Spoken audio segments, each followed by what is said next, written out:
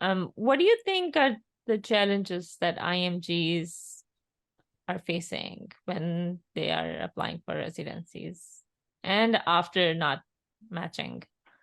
Yeah, so an enormous amount of challenges. So it's known to most of us going into this that we are not on the priority, that the US medical graduates are the ones that are likely going to be prioritized for most residency positions. We understand that going in. I don't think that it hit most of us just how difficult it is until after we started applying to residencies. I mean, we're given some resources, but I feel like in a lot of these schools, there's just not enough.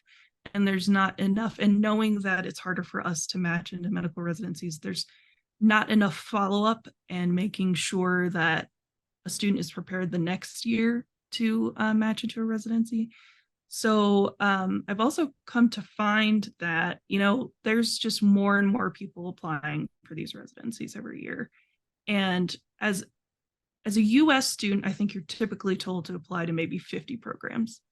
For a IMG or an FMG, you're told to apply for 150 applications to 200 per specialty that you're applying to. I think I applied 300 my third year. Yeah, I applied, I think maybe 300 my first year. I think maybe like 150, 200 my second year. I just didn't have the money to expand it further out than that. And, of course, the price goes up every year. Yeah. So we're just tossing all this money in there. We're already hundreds of thousands of dollars in debt going through this whole process. And then a lot of the times programs will, because they receive so many applications, will weed certain people out based on filters.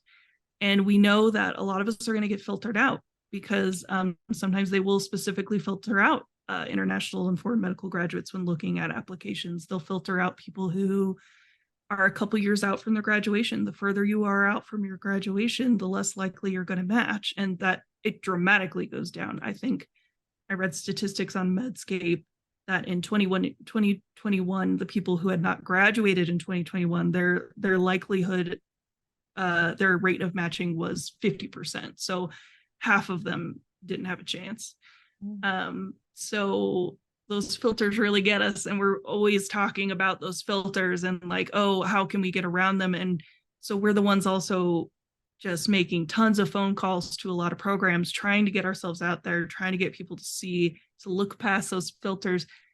And actually, a lot of those programs are now not answering the phone calls anymore and are not reading those emails and are sending messages out during the match process that say, we will not read those emails. We will not have those phone calls. We're just going to go off of your application.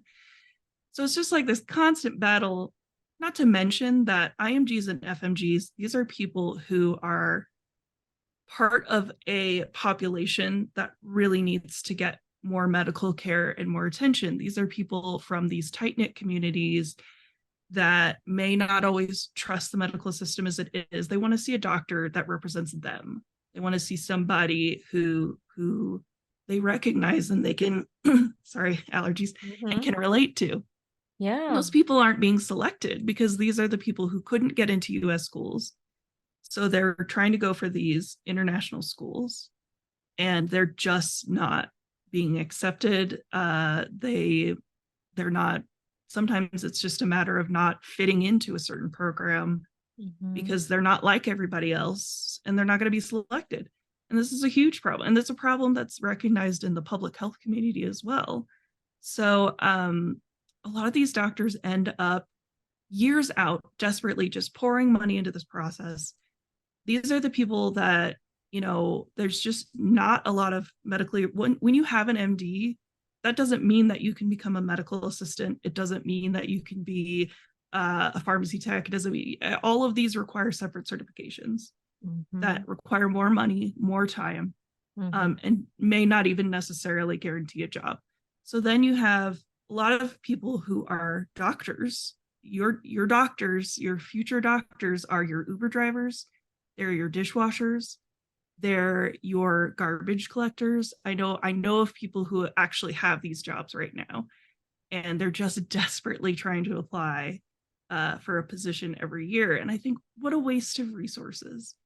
You know, like we're always talking about a doctor shortage, and we have them, they're here, but Yeah. we just don't utilize them properly. So I feel like as a CDS, at least I feel like I'm using my degree. And Yeah. I feel like I'm still involved. I'm still reading patient charts. I'm still keeping up with continuing medical education. And that makes me feel quite a bit better. But there's just so many massive amounts of challenges for IMGs and FMGs.